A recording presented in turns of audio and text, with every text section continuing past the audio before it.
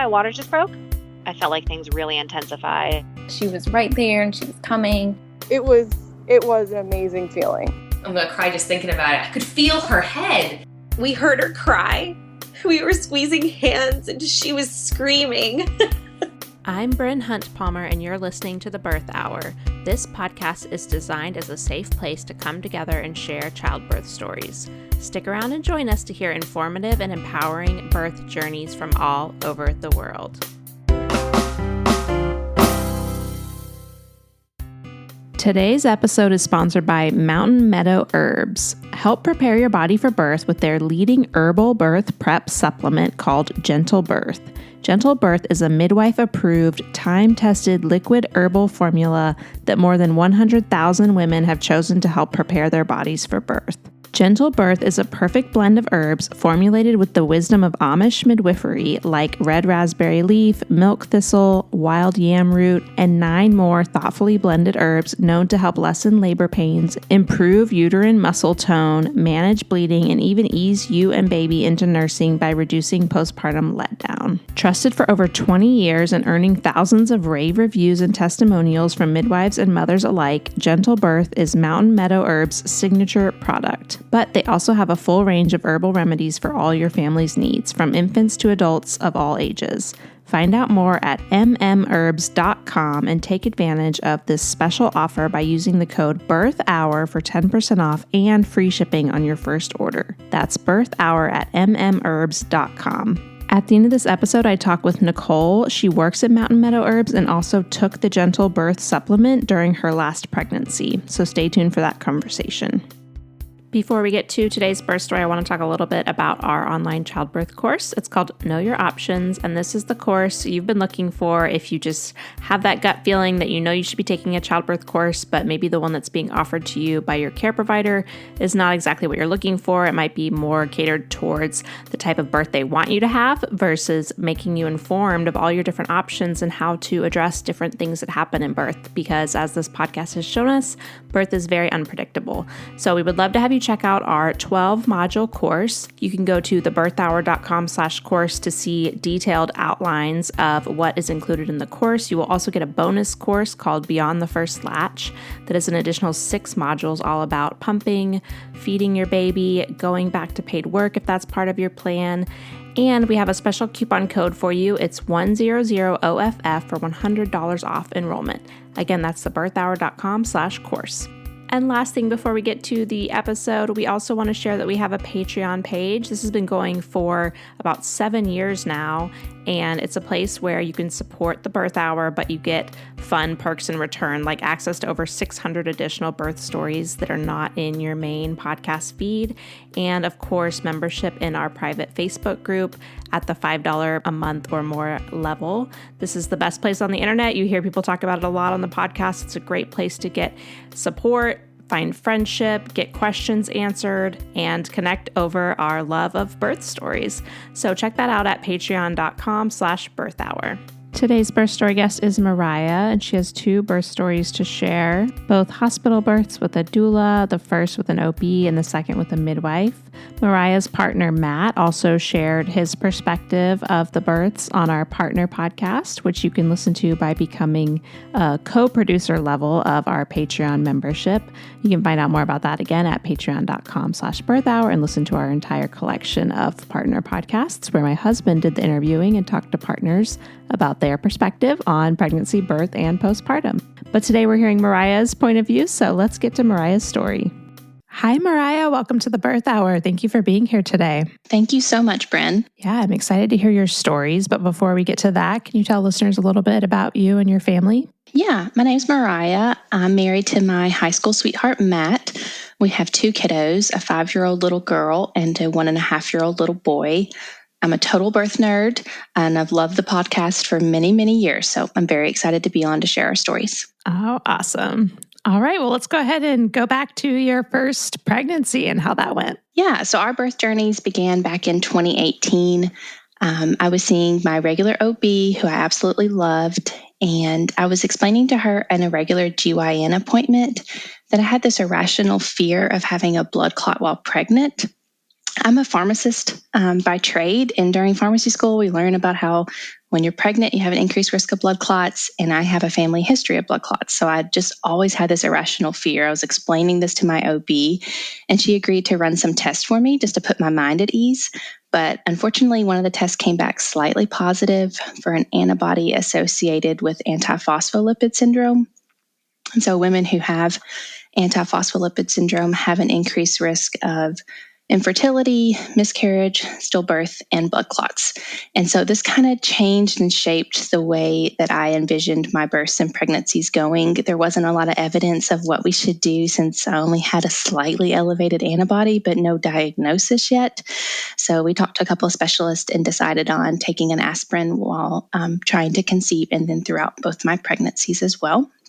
And I had always wanted an unmedicated birth, but now I really wanted a vaginal birth just because C-sections increased your risk of clots just a little bit more. And so I'm just trying to control what I can control at this point and doing all the research and all the things to prepare. So we took out my birth control, trying to plan for an April baby. I thought April would be a perfect time to have a baby. It's right after flu season. We have beautiful spring and summer weather here in Kentucky. And so I thought it would take us a couple months to get pregnant, and then we could have that April baby. But we actually were very fortunate and got pregnant right away. And so we had a due date of December instead. In my preparation, I had done some research and knew that hiring a doula had some research to show that it decreased your risks of having a C-section. And so I searched around on doulamatch.net to search for doulas in my area, and really loved the reviews of a doula in particular named Sandy with the Nashville doula services. And I hired her right away and was so excited to have her on my birth team. She's an incredibly important part of both of our birth journeys. So we had a December 27th due date, and I really wanted her to come on or after her due date because I didn't want a birthday to be around Christmas. And I also have extended family that comes into town twice a year, 4th of July and Christmas. So I didn't want to miss that time with my family. And I also didn't want to expose a newborn baby to a lot more germs. So on her due date or after was really good with me. But we went to our 39-week appointment. The rest of the pregnancy went really well. Didn't have any complications other than the normal. And so our 39-week appointment was on December 20th. I did ask my OB to check me because I was just really curious, and I wanted to see if I thought I was going to go past my due date like I wanted to. And she said, I'm being generous when I tell you you're 1.5 centimeters. I think I'll see you in a couple of weeks. You'll be fine. Well, I won't see you before Christmas. And so that made me feel better. But on December 22nd, I woke up at around 4 a.m. with some cramps. I couldn't really describe them very well, and I didn't really know what was going on. So I called my sister, who's a nurse, around 8 a.m.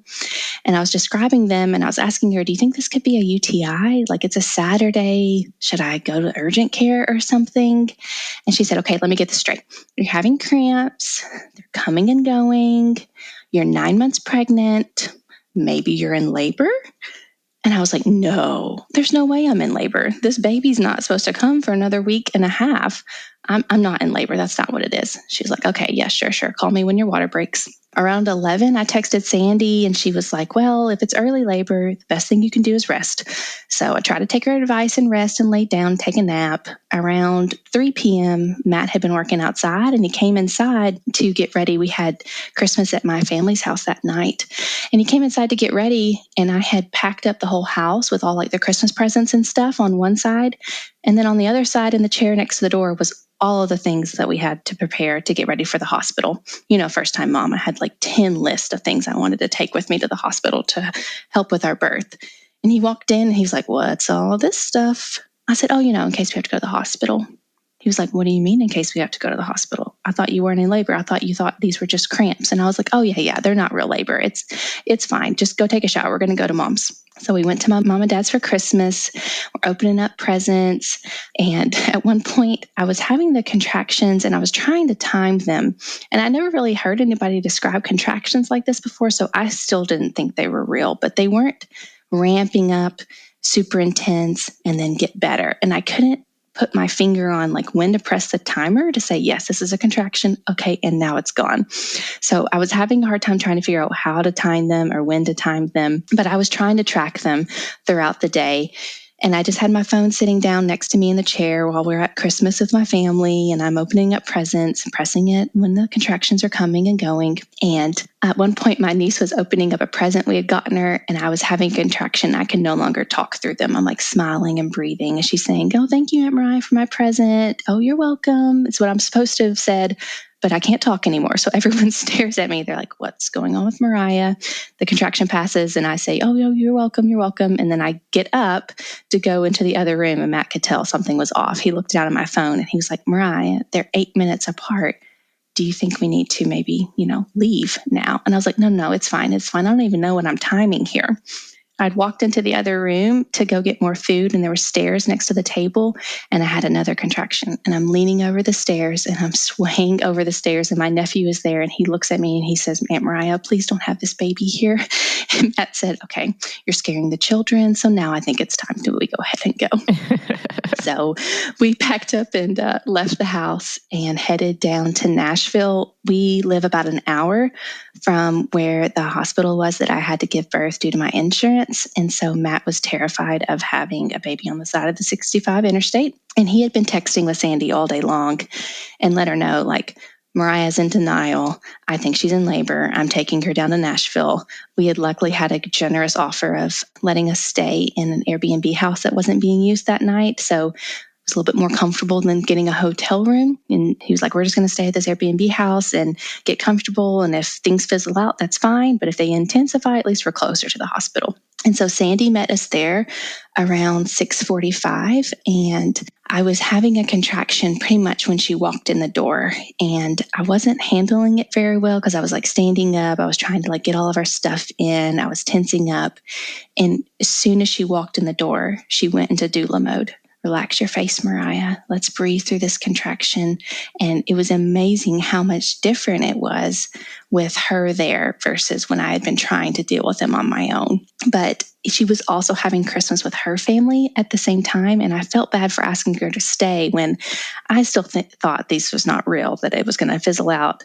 And, this was not going to be the real deal. So I told her to go ahead and leave and go back to her house. And I would call her when I thought I needed her. We laid down on the couch to try to get some rest. And at 7:15, I heard a pop. And I stood up and my water broke. And I looked at Matt and I said, "I think I'm in labor." He was like, "Yeah, Mariah, you're in labor." And so I started bouncing on a birth ball with Matt, holding his hands. They got more intense once my water had broken, but I was still able to work through them okay. I hadn't told him to call Sandy yet. And then I got really nauseous and started throwing up. And this is kind of where Matt says that I went to labor land and left and was no longer with the present. So I'm throwing up over the toilet. I had ripped all my clothes off. Every time I throw up, more water comes out. So I was kind of a mess. Matt's very concerned. He had called Sandy and told her to come back. So Sandy walks in the door to me, butt naked, throwing up on the toilet. Matt very stressed out. And she is smiling. She is so excited. She said, "Oh, I think we're going to have a baby today." So she kind of set the mood of, this is normal. This is okay. This is exciting. You're about to meet your baby. And so that really helped me get back into okay, yeah, I can do this mode. We went ahead and packed up for the ER. At this point, I'm really glad that my husband made me come on down to Nashville because I cannot imagine having that hour-long drive in the state that I was in now. As it was just a 10-minute drive to the hospital. And poor Matt, he had plugged it into the GPS. So the GPS was telling us directions. And we had been doing hypnobabies in preparation for the birth. And so I had a hypnobabies soundtrack playing. So it was GPS was saying, "Turn right here." And my hypnobabies was saying, "Bright orange hypno anesthesia." So I don't know how Matt got us to the hospital, but we did arrive safely around 9 p.m. and they got me back into the ER triage. And they checked me, and I was like breathing really deeply through the contractions. I was really, I felt like they were really, really intense. And so they checked me, and I was only 4 centimeters. I was so defeated. I just thought I was barely going to make it to the hospital to have this baby. And then they check me and I'm only 4 centimeters. And I was like, I can't do this. There's no way I can do. I've been in labor for 18 hours at this point. There's no way I can do 18 more hours of this. And Sandy kind of talked me down and told me, things are intense now because you're in active labor now. It's not going to be 18 more hours of this. You can do it. And I told her, I don't want to know my dilation from here on out. They can tell you how much I'm dilated, but right now, this is just a mental game for me. If they check me in 4 hours and I'm only 5 centimeters, like I'm just going to feel really bad. So how about they tell you what my dilation is so you can tell me to get in new positions and change things up, and I'll just be over here in labor land. So that was kind of our plan. They got me up to a room around 10 p.m. and I met my nurse, Warner, and she was fantastic. She was so great. She's getting me all checked in and getting me ready. And Sandy left to go get a birth ball so that I could sit on a birth ball and try to work through contractions. And an anesthesiologist walked in the room. When I was in the ER, they asked me my plan for pain control, and I told them I was trying to go unmedicated. But this anesthesiologist showed up into the room. I was laying in the bed at this point because the nurse was trying to get an IV to give me some Zofran because I'm still throwing up. And she's rubbing my leg. "Oh, Mariah, I'm so sorry you're in so much pain. Are you sure you don't want an epidural? I just don't want to see you in this much pain." And I'm thinking in my head, do not kick this woman. Do not kick this woman. And I said, "No, I don't want an epidural." And then she proceeds to ask me all these questions. "What's your date of birth? What's your height? What's your weight? Do you have any allergies?" And I'm looking at her like, "I just declined the epidural. Why are you still in my room right now?" And I couldn't speak anymore because I'm having a contraction. And my sweet nurse said, "Doctor, if you have any questions about Mariah's chart, I'm sure someone at the desk could help you," and like escorted her out of the room. So that was when I knew Warner and I were going to get along just fine.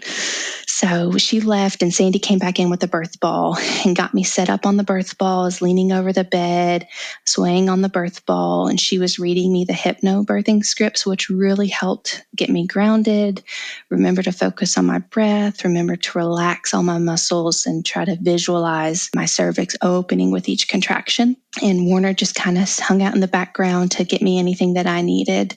I had all these grand plans of setting up the room with my birth affirmations and twinkle lights and aromatherapy and all these things that I had packed. And we never got a single thing of it out of the car. It was just, once I got to that point, it was too intense for anyone to leave me. I didn't, bless their hearts, I didn't let anyone in my birth team take a break the whole night. And so it was just me laboring on the birth ball, Sandy reading my scripts, and Matt giving me some counter pressure. And then Warner came in and asked if I wanted to be checked. And I was like, "No, I don't want to be checked because I don't want to get in that bed. I want to stay where I'm at, but I do have to pee." And she said, "Okay, yeah, that's a good sign. Let's go to the bathroom and try to go pee." And everybody looked at me, and then I didn't move. It's like I could not figure out how to move my muscles to get up to the bathroom and go to the bathroom. So like 4 people helped me get to the bathroom. And then we got to the bathroom and I couldn't figure out how to pee on the toilet. And I was like, forget it. I don't have to pee anymore. Just kidding. And I kind of leaned over on the handrails and just kind of held onto the handrails. And I started shaking my right leg during the contractions. And that really seemed to kind of just give me some movement or some distraction during the peak of the contractions. And Sandy calls it my Elvis leg. She still talks about it to this day of you never know what you're going to do during labor to try to work through the contractions. And she talks about me and my Elvis leg all the time. But that's what seemed to help me in the moment. And I got in a really good groove there. I felt like I was handling them pretty well. And I was kind of just focusing on my safe place that we visualized during Hypnobaby's preparation and just my breath, and that each contraction was getting me closer to my baby. My body was made to do this. I was thinking about how thousands of women have gone on before me and done this exact thing. And this is normal for me to bring life into the world. I'm not alone in this. And we were really getting in a groove there. Unfortunately, the nurse came in and said, "I can't pick you up on the monitors when you're in the bathroom. And it's been several minutes of you off the monitors. Can we get closer to the bed so we can try to get a strip on the baby?" And I said, "Okay." So we finally got to the bed and she's like, "Well, while we're moving, do you want me to check you?" And I said, "Okay, I guess." And so I tried to get in the bed and took, several people to help me get in the bed. She checked me very quickly. And it was like, as soon as her hands were out of my cervix, bam, I was off the bed, spider monkeyed so fast off the bed. Matt said he had never seen me move that fast. And she whispered to Sandy that I was 8 centimeters. So I didn't know that at the time, but they just told me, "You're doing a really good job. You're making progress. Let's keep it up." And so I was back on the ball next to the bed, just working through the contractions. And at one point, I remember asking Sandy, "How come they're not getting stronger and then going away? Like, I wasn't having any breaks between them. It felt like they were double peaking. And she just reminded me that sometimes that's the way this is. And that really helped me when she would remind me that this is normal. There's nothing abnormal about what's going on. It was just unfortunate I was having double peaking in like a couple of seconds between the contractions. I started grunting and kind of bearing down during the peak of the contractions at one point. I was saying open over and over again. And then at some point, my open started grunting and bearing down at the end of them. And Sandy immediately noticed the change in my voice and said, Mariah, are you starting to push? And I was like, no, I'm not pushing. And she said, well, do you have the overwhelming sense of urge to push? And I said, no, I just need to take the edge off this contraction. And she said, okay, well, if you don't have the urge to push, let's hold off and make sure you're, fully dilated before we start pushing. And so they asked if they could check me, and I reluctantly got back in the bed, and I was 9.5 centimeters. So Warner told me, you're so close, but you can't push yet. Let me go call the doctor, and we'll see what we can do. So she left to go call the doctor. I'd been seeing an OB group, but, it's the middle of the night at this point, and I knew it was just going to be whoever was on call. And so the on-call OB got there around 12:30. And according to everyone else on my birth team, I was in La La Land. I wasn't even had my eyes open, couldn't tell you anybody that was in the room or what was going on. But the OB marched in at 12:30 in the morning. And the first thing she did was yell at Sandy. I guess Sandy had some gum in her mouth. I don't know. It wasn't bothering me. Yelled at Sandy to spit out her gum or get out of her delivery room. So it kind of changed the tone of the room a little bit. Yeah. Everybody kind of was like, oh, okay, who's this? They didn't even know it was the doctor at this point. She hadn't even introduced herself. But I'm just over there in La La Land. I don't know what's going on. And she did come over and ask me to get in the bed so she could check me. So again, it took 4 people to get me in the bed for her to check me. She checked me, and then she said, you're 9.5 centimeters and you have a cervical lip. So we've got to do something to get rid of the cervical lip if you want to push this baby out. And I said, okay, yes, I do want to push the baby out. So tell me what I need to do. She said, well, I can hold back the lip manually during a contraction and see if that will make it go away. And I said, okay, we can try that. And she tried to do that. It was just extremely painful. I screamed out, and she was like, okay, that's not going to work. She's like, you could try to pee. Your bladder's really full. Have you peed recently? And I was like, no, I need to pee, but I couldn't figure out how to relax. Yeah, I can try to go pee. And she said, okay, you can try, or I can put a catheter in you. It's up to you. And I said, well, I don't want a catheter. So motivation, got it. I will go pee. And so again, 4 people helped me to the bathroom, and I still couldn't figure out how to relax enough to pee sitting down. And Sandy finally said, there's a shower right here. Like, do you just want to pee standing up? We'll clean you up. And I was like, yes. And so embarrassingly, I was so embarrassed. I was like peeing over the shower drain, and that worked. So that was helpful. And then they got me back to the bed. The OB had left the room at this point. She said, let her try to push when she gets to 10 centimeters and let me know when you want me to come back in. And so I got back on the bed, but I could not get on my back. I just kind of got on the bed on my hands and knees and was leaning over the back of the bed. And at this point, I really felt the urge to push, and I could not help it. And I couldn't blow through it. Sandy had been trying to get me to blow through the contractions until I got to 10 centimeters. And I told them, I was like, I can't help it anymore. And Warner said, okay, let me check you. Maybe you're there now. And so she checked me, and she was like, okay, yeah, you're 10 centimeters. If you want to give some practice pushes, like, you're totally fine. And it was like relief. They'd given me the green light that I could stop trying to hold back the pushes from now on. And so I started pushing kind of on my hands and knees, and apparently made really good progress, because Warner was like, okay, hold on, let me go get the OB. And so she ran out of the room to go get the OB.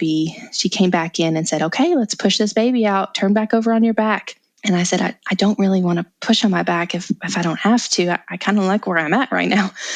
And she said, well, I can't see anything the way that you are. You're going to have to push on your back. And Sandy said, well, could she lay on her side and try to push on her side? She said, oh, yeah, okay, I guess she can try that. So I laid on my side and tried to push, but I didn't have that really sense of pushing on my side as much, and I wasn't being very effective. To be honest, I kind of was getting a break from the contractions. They weren't as intense, and I was like, I'm exhausted. I've been doing this since 4 a.m.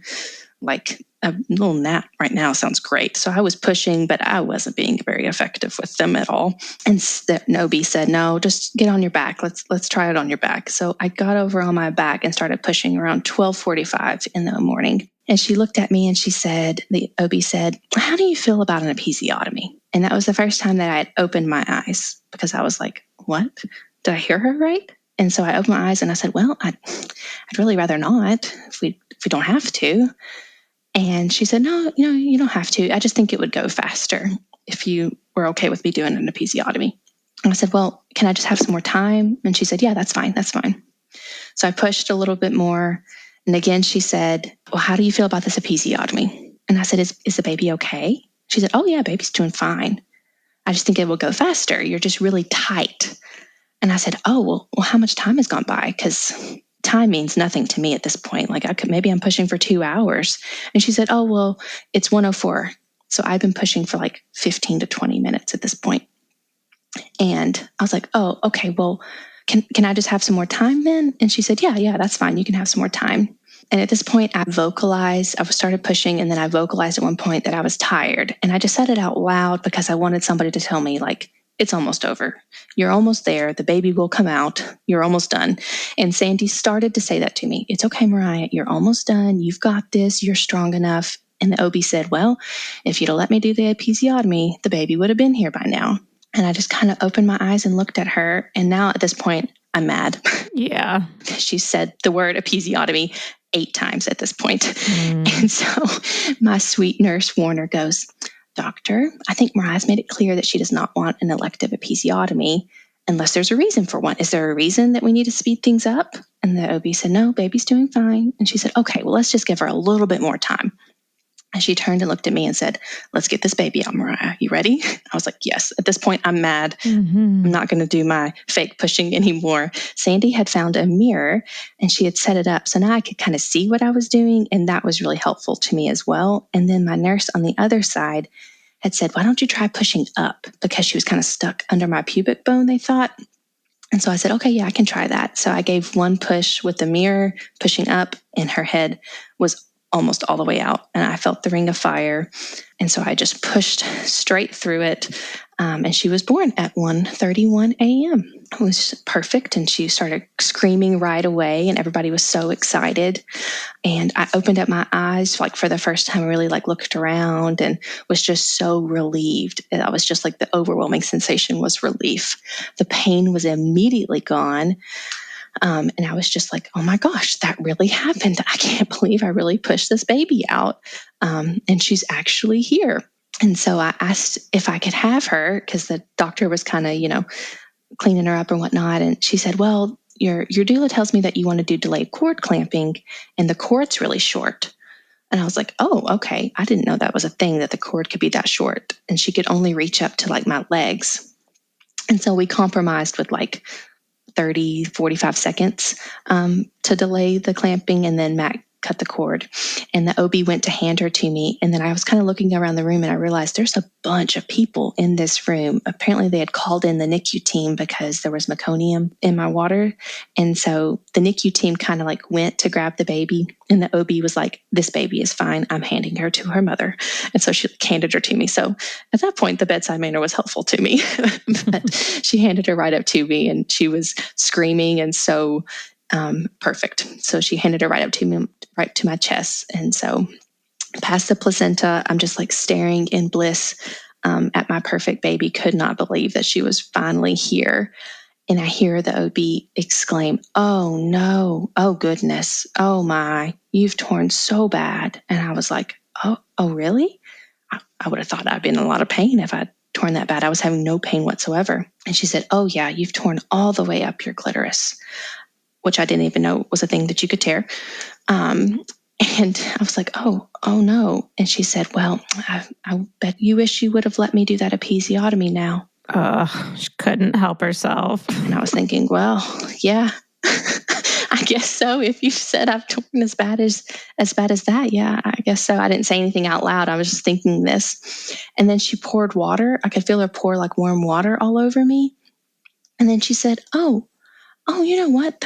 That wasn't a tear after all. I don't even think you're going to need stitches. Oh my gosh. And I turned and looked at my nurse and I said, do I need stitches or not? Do I have a third degree tear or do I have nothing? And Warner laughed. And she said to the OB, well, I guess it's good Mariah didn't get that episiotomy, isn't it? Oh my gosh. Wow. Oh, me. But, that's fine. Baby was here and perfect and fine. And that's all I really cared about. I was like, I wanted to share just one thing about her postpartum experience. I went to my 8-week appointment with my regular OB and, she asked me how everything went. And I was like, oh, it was great. I was, baby's here and she's great and I feel great. But I did want to share like one thing that happened during the birth that I kind of thought was odd. And I just wanted to make you aware of it.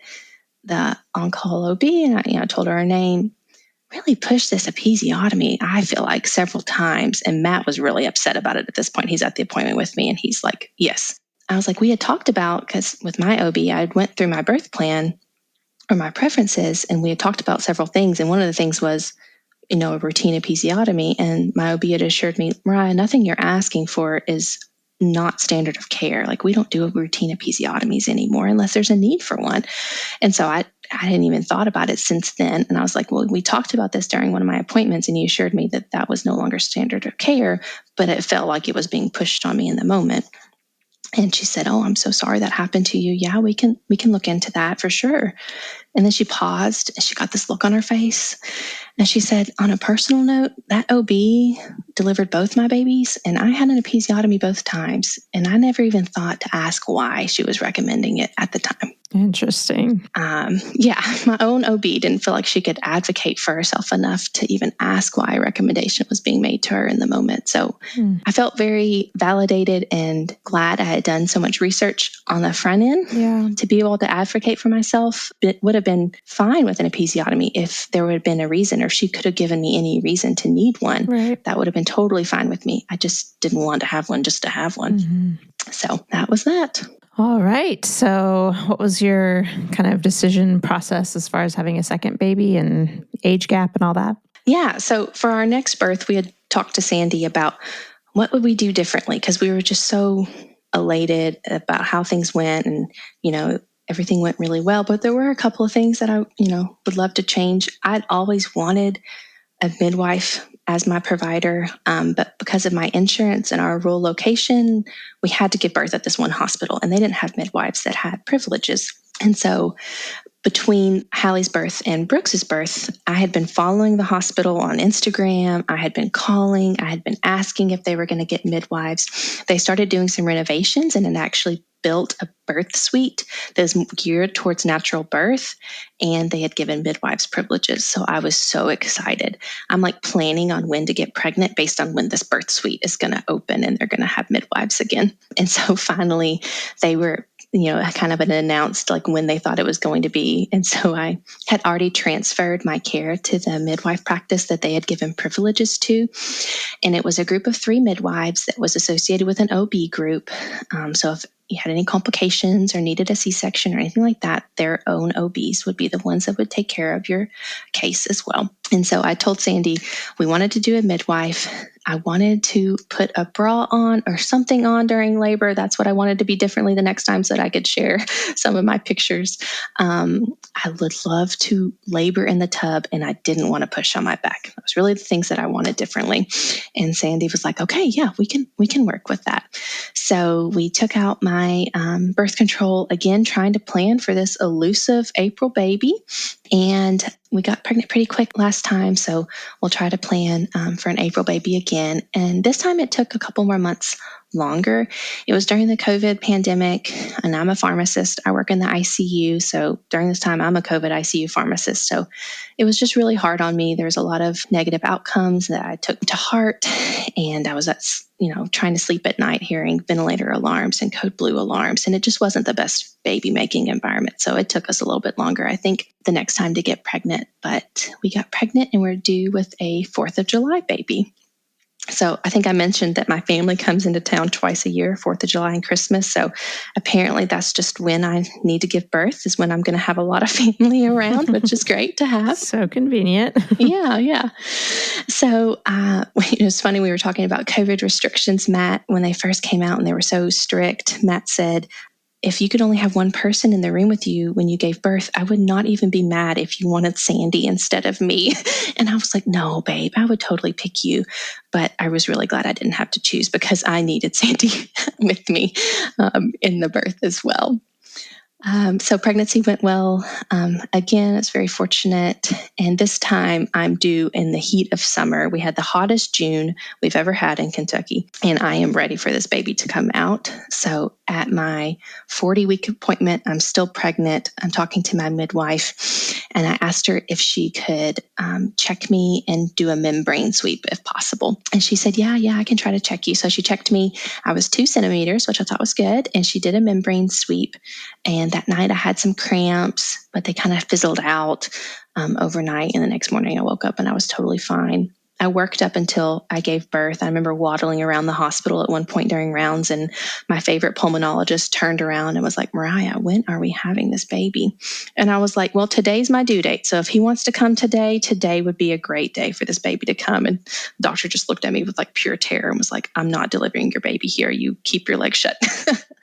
But I was still waddling around the hospital post dates, trying to get this baby to come out. A couple of days after I had the membrane sweep, I did lose my mucus plug, which is cool. I was really excited about that as a birth nerd. That didn't happen the first time, so I thought that was really cool.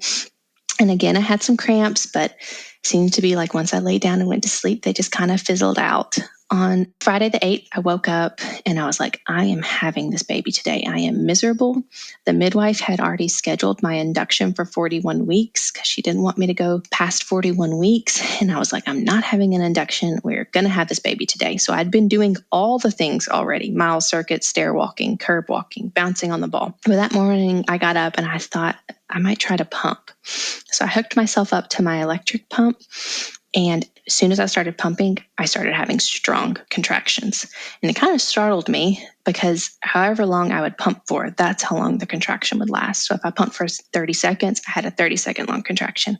If I pumped for 2 minutes straight, I had a 2-minute straight contraction. And I'm not hooked up to any monitors. I don't have anybody around me.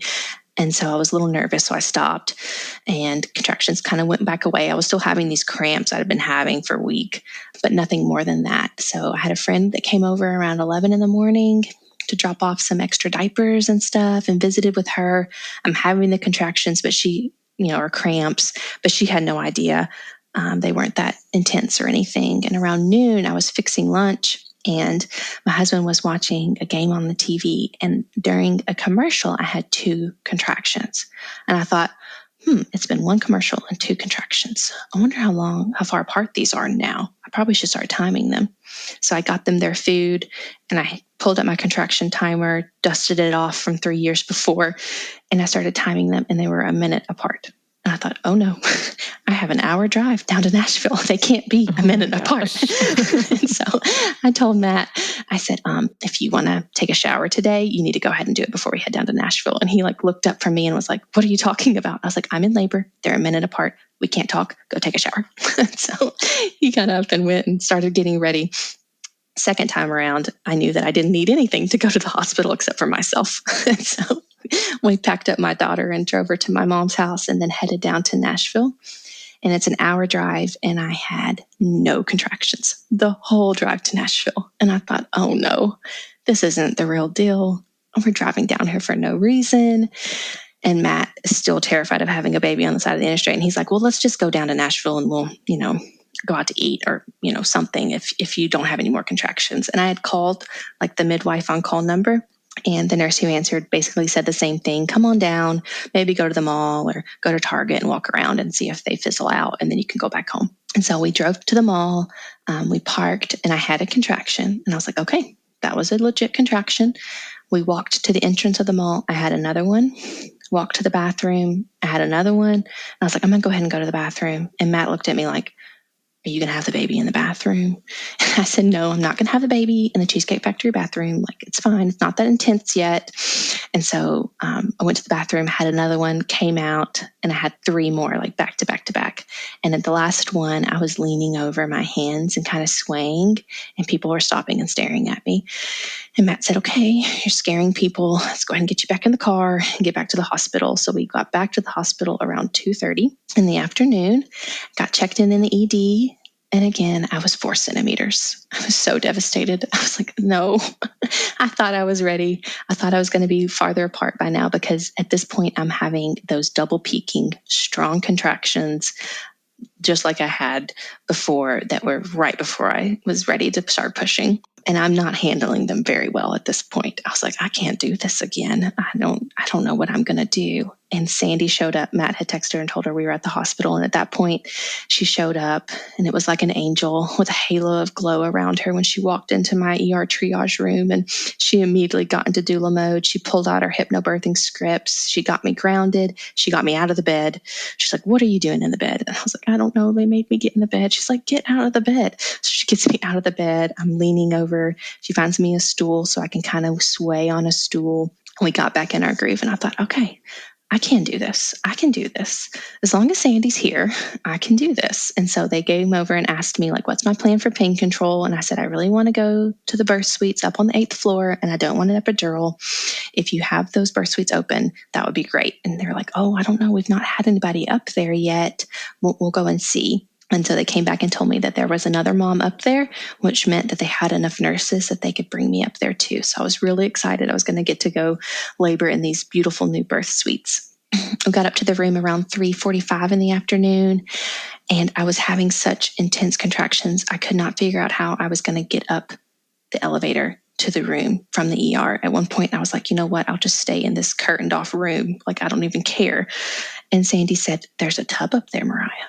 Let's go to the tub. If you get in the wheelchair, I'll take you upstairs to the tub. And I was like, yes, a tub. Okay, I can do it.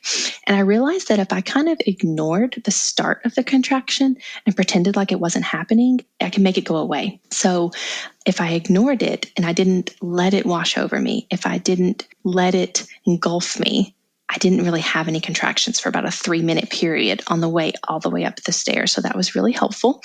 They rolled me into my room. I had my eyes closed. I'm really focusing on ignoring the contractions. And the nurse said, hi, my name's Warner. I'm going to be your nurse today. I'm getting this tub ready for you, Mama. And as soon as I heard her voice, I opened up my eyes, and it was the same nurse that had helped me deliver Hallie. So that was really special. We were so excited to see her. Yeah. And then my midwife, Anna, came in right behind me, and she said, oh, looks like we're not going to need that induction after all, because she was the midwife that I had seen at my 40-week appointment. So I was really excited. I felt like I had my whole team there to support me. And it was a very calm presence. There was like low lighting. They had opened up the blinds, so there was some natural light coming in. The tub looked very nice, and I felt really safe. And so I closed my eyes, and bam, contractions picked back up. They were back to back to back, and it was back to business. So they were trying to get me set up on the monitors. They couldn't get the baby's heartbeat when we were downstairs very well. And so they wanted to get like a quick strip on the baby before they would let me get in the tub. And so I was on the birth ball while they were trying to get some strips, and I was, Sandy's reading me my scripts. Matt's putting some counter pressure on my back. I'm already saying open, open. And Sandy asked, okay, you said you wanted to put a bra on. Do you want to get this really nice bra on, or your labor gown that you had bought? You could go ahead and put this on now. And I just responded back, open, open. She's like, okay, maybe not. She said, okay, do you want to get in the tub? You really wanted to get in the tub, Mariah? Let's try to get in the tub. And all I could respond back was, open. And so they were trying to get me into the tub, but I couldn't move. And I was afraid to leave that spot that I kind of gotten in. And at one point, I was like, I have to pee. Maybe I should pee before I get in the tub. And they're like, yeah, okay, we can try to go pee first. And so they helped me get to the bathroom. And this birth suite had a heated toilet, and it was really nice. And so I labored backwards on the toilet for a little bit and really got in a groove. They were still trying to get an IV in me, just because hospital policy, they needed a saline lock IV. And 3 nurses had tried. So a 4th nurse had come up from the ED to try. And she was so sweet. She told me, okay, Mama, you just tell me when you get a break, and I'll try to get the IV at that point. And I turned and looked at her, and I said, I am the contractions. The contractions are me. There are no breaks. Just get the IV. And she's like, oh, okay, yeah, got it.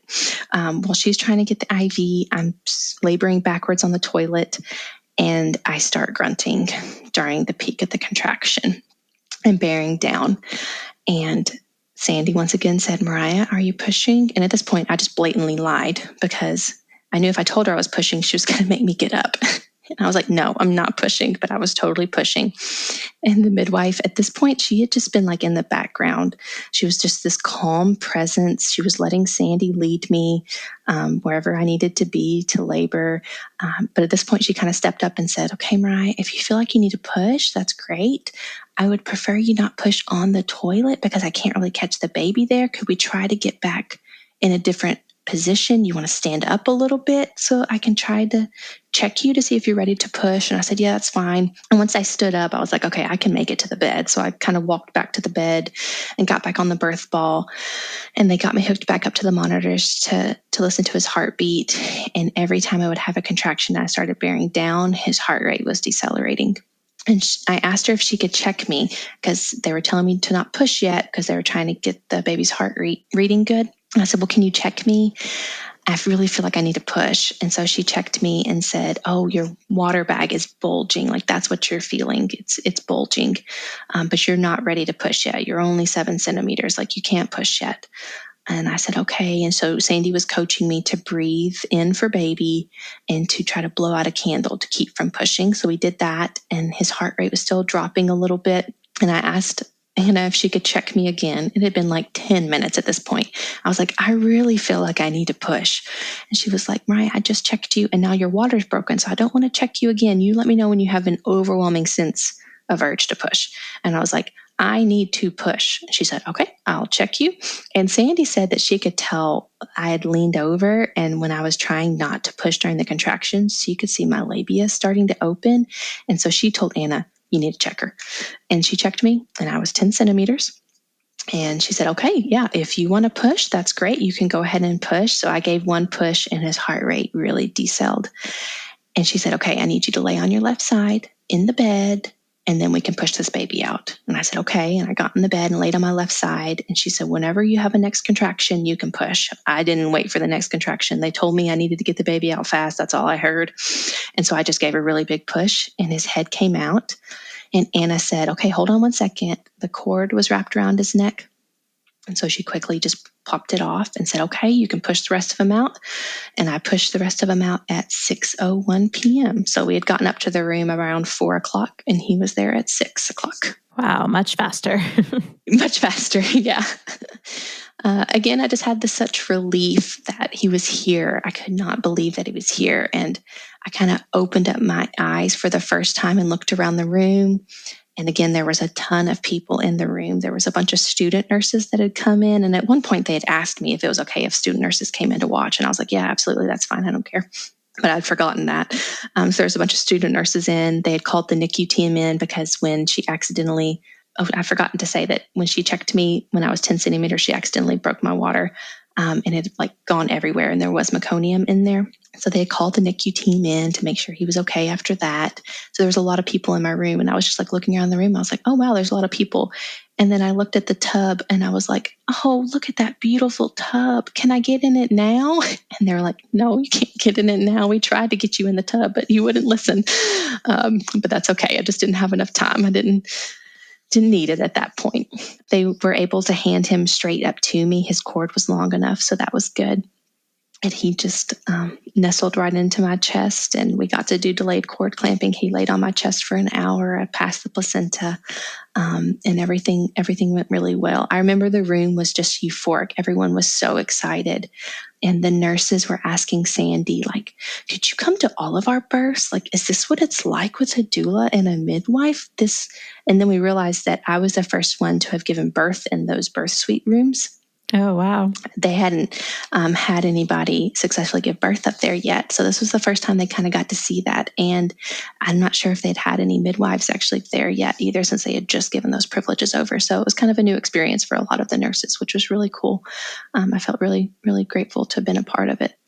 As well. Yeah. The NICU team was all smiles. They're like, I can hear that baby from here. You don't need me. But they hung around just to to meet him and to see everybody. And I got to snuggle with him. And it was a very calm environment. It was much different than the first time around, when really it probably was could have been a much more frantic period of time because his heart rate was decelerating so much and the cord was wrapped around his neck. But Anna was so calm that everyone else was calm. Yeah. There was nothing that she couldn't handle, and she knew that. And so she kind of set the tone for the room for sure. Yeah, that makes such a huge difference. Mm-hmm, mm-hmm. And how was postpartum this time? It was good. It was really good. I have this thing where apparently I get really sick right after postpartum. With Hallie, my whole family got a horrible stomach virus, which was not great for a brand new mom, having horrible diarrhea with a vagina that's, been ripped open as well. So that was really bad. And then with Brooks, I had made it through the whole pandemic, had been very careful, working in a COVID ICU and never gotten COVID. And then we all got COVID about 2 weeks postpartum with Brooks. So other than that, we did really well. Mm-hmm.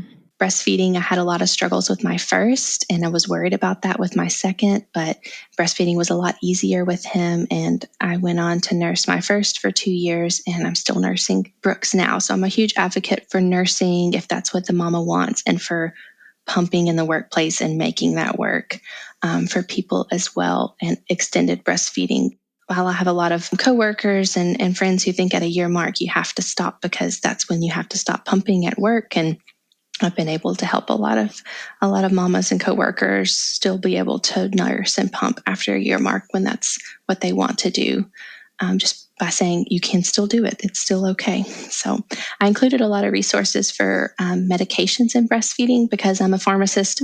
I kind of have an extra interest in that, and I have found that sometimes we give out a lot of bad advice of pumping and dumping when we just don't know, and we're afraid of giving the wrong advice as healthcare professionals. So I included 2 resources that anyone can use if you're ever questioning if a medicine's safe during breastfeeding or not. There's LactMed is a website that the NIH funds, and you can search LactMed in the medicine, and it'll give you so much data on what's been studied so far. And then there's a phone line at infant risk for medicines during pregnancy and breastfeeding that you can call and talk to a real person and discuss your questions and concerns as well. That's amazing. Thank you for those. Any other resources you want to mention? I love evidence-based medicine. I just love looking up and researching articles in my professional practice, and evidence-based birth is a fantastic resource that I use a lot when I get questions from friends or for my own research for my own births as well. So I love recommending that. Yeah. And then having a lactation consultant up front where you know that you're going to go to if you have problems with breastfeeding, so you don't have to spend those early postpartum days trying to find one as well. So finding one in your area. And then I cannot recommend a doula enough. That was the one person that you can know who's going to be at your birth that you get to hire and you get to vet in the forefront. And so that was really, really important for our births as well. So hiring a doula is something I really recommend. Yeah, sounds like you hit the doula jackpot too. Oh, she's amazing. She's so good. Yeah, awesome. All right. And then where is the best place for people to reach out to you? Yeah, if you want to leave a comment on the show notes page, I'll hang out over there, or I'm on Instagram at Mariah Rowe. And I'm also pretty active in the Birth Hour Patreon group. I love that Facebook group. Yeah. It's so helpful. So if you're on there, I'll chat with you on there as well. Okay, perfect. All right. Well, thank you again, Mariah. Thank you so much, Bryn. All right. Now I'm going to chat with Tracy about gentle birth from Mountain Meadow Herbs. Hi, Tracy. Thank you so much for coming on the podcast to chat with me about gentle birth from Mountain Meadow Herbs. I'm so happy to have you. Oh, I'm happy to be here. Thank you so much for inviting me. Of course. Well, before we get into that discussion, can you tell listeners just a little bit about who you are and what you do? So my name is Tracy Sweeter. I have been with Mountain Meadow Herbs for 17 years. I have pretty much done everything at some point or another with our company. I started in website design, development, marketing, and I've moved all over. I've been quality manager, finance manager. I'm currently our sales team manager. I'm also a master herbalist and a health coach. Perfect. Well, I think you're the perfect person to talk to about this. So can you just start by providing an overview of gentle birth and its benefits for expecting moms? Absolutely. Gentle birth is a wonderful blend of liquid herbs that's designed to help the expecting mom when she goes into labor to be a little more calm, a little more relaxed. So things like skullcap, motherwort, wild yam, those help with that. And then it also includes your partus preparators, which is just a fancy way of saying they prepare the uterus for the process of giving birth. So those will be things like your red raspberry, your partridge berry, your blue cohosh. So the idea is when you do go into labor, your contractions are then more productive. So you don't need to spend as much time in labor before you're dilated, and you have less pain. You have an easier delivery, and you have calm, happy, healthy babies. That sounds like what we all want. So I love hearing that. And those are a lot of ingredients that I've heard before from midwives and things like that. And I know there's so many birth prep supplements and things that you'll see out there. So what sets gentle birth apart? One of the things is the fact that it's a liquid. There's an estimation, I believe it was Dr. Terry Willard in his Modern Herbology book had mentioned that liquid blends are about 70% more effective than taking something in a tablet or a capsule, because a lot of that digestive process has been done for your body in that extraction method. And so it just goes to work right away. Some of it will be absorbed sublingually underneath your tongue. And as it's going through your digestive system, being a liquid, it just gets absorbed immediately and put to work. We also use a proprietary extraction process that the founder developed that produces a high quality, very potent extract for our herbs. And then we have a quality team dedicated to testing all the way through everything from the raw materials entering the building to the finished goods before it leaves, and a whole gamut of things that happen in the middle, just to make sure that we are keeping that high quality product going out the door. That's amazing. Yeah, I feel like with my midwife, I had a home birth, 3 home births actually, but one of my midwives was an herbalist, and I feel like all of her things were liquid tinctures. So it's making sense that you guys went that route as well. Yeah. All right. Well, can you share any success stories or things you've heard from moms who have used gentle birth? So one of my favorite things, when this formula was first developed, we used to send a survey with it, both to our midwives as well as to the end users, just to get feedback and find out how is this working. And I love the midwives were always, the labor times were shorter, even first-time moms especially. They didn't have to go as long in labor. There was less pain. There was less bleeding. My favorite is that the midwives had a hard time keeping it in stock. But some of my favorites from our customers, we had a father call us, and something's good when the husband is calling in to give a testimony and a thank you for suggesting something for his wife. She was typically in labor with what he referred to as their giant children for 10 to 12 hours, and her water would not break naturally. The first time she used gentle birth, her water broke naturally. The baby was out within 30 minutes. And he said, this stuff is amazing if you want a natural birth, which I love that, to have dads call in for a testimony is pretty big. And then I had a mother several years back. She had a home birth with an 11-pound, 6-ounce baby. Wow. And she used gentle birth. She didn't even know she was in labor until the last 2 hours. So for her, labor was 2 hours long. She didn't really have pain until the last hour for the pushing part. No complications, no issues. And I thought that's pretty major for an 11-pound baby to be born at home and not have any difficulties. That was just blew my mind. Yeah. And you fast forward to today, and we're on Amazon now, and there's over 1,000 reviews out there for this product, and we continue to get them regularly. That's so great. I love that. Okay, so what advice would you give to someone who's considering gentle birth for their birth prep? So, you want to start slow. So this is just the last 5 weeks of pregnancy. Okay. You don't need to start it earlier. And you want to start just twice a day the first week and then go to 3 times a day in the following weeks. If you happen to be a mom who has high blood pressure or who is already using something with red raspberry in it, a lot of moms are drinking teas or taking other supplements that have red raspberry. We have a version of Gentle Birth that does not contain blue cohosh or red raspberry. So that way you're not getting too much. Blue cohosh is known for raising the blood pressure if it's already high. If it's not high, it's fine. It doesn't seem to touch it. But once it's high, it will raise it. And then there's some midwives who just prefer not to have blue cohosh in there. So we do have that option.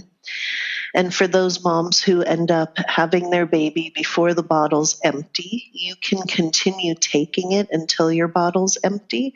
And it actually also helps the body to heal up postpartum after that delivery. But you don't need to buy extra. 1 4-ounce bottle is enough for the last 5 weeks. Okay. That's amazing that you can keep taking it. I feel like I was taking some kind of tincture to help with afterbirth pains, and it felt good to just be doing something, because there's not a whole lot you could do about that. We do have one for that. We have Gentle Recovery, which is more specifically for those pains. But we have a lot of moms that they're like, what do I do with the last bit of my gentle birth? And just finish it out. Yeah. And it helps support that whole process of healing afterward. Great. Okay, so where can expectant mamas find Gentle Birth and learn more about it and its benefits? So obviously our website, mmherbs.com, is a good one. We also sell on Amazon.com and Walmart.com. Many midwives carry our products, so ask your midwife if they haven't heard of us or don't know the product. We're happy to send them information, tell them to give us a call. We also have customers who call us, email us, so it's phone number 888-528-8615, and email is info@mmherbs.com. We're open 8 a.m. to 5 p.m. Mountain Time, Monday through Friday. So you probably won't get answers on weekends, but hit us during our open hours. We're happy to answer any questions you have. Oh, that's amazing. Yeah, so we've been directing people to the main website of mmherbs.com, and you can use that coupon code BIRTHHOUR for 10% off and free shipping, which is amazing. So be sure to check that out. But I love that you guys are available on some of these other websites that people are on more regularly too. Wonderful. All right. Well, thank you so much for chatting with me today, Tracy. It was so great to hear more about Gentle Birth. Thank you for having me. It was great to talk with you. All right. Thank you so much again to Mariah for sharing her stories with us, and to Mountain Meadow Herbs for sponsoring this episode. Remember, you can go to mmherbs.com and use the coupon code BIRTHHOUR for 10% off and free shipping on your first order. I will link to that as well as all of the resources that Mariah mentioned on her show notes page, which you can find by going to thebirthhour.com and searching for Mariah's name in the search bar. Thanks so much for listening. If you enjoyed today's show, head to thebirthhour.com and click Become a Member to pledge your support. And as a thank you, you'll get an invitation to join our private Facebook group and access to exclusive episodes. Your vote of confidence and support means the world to me.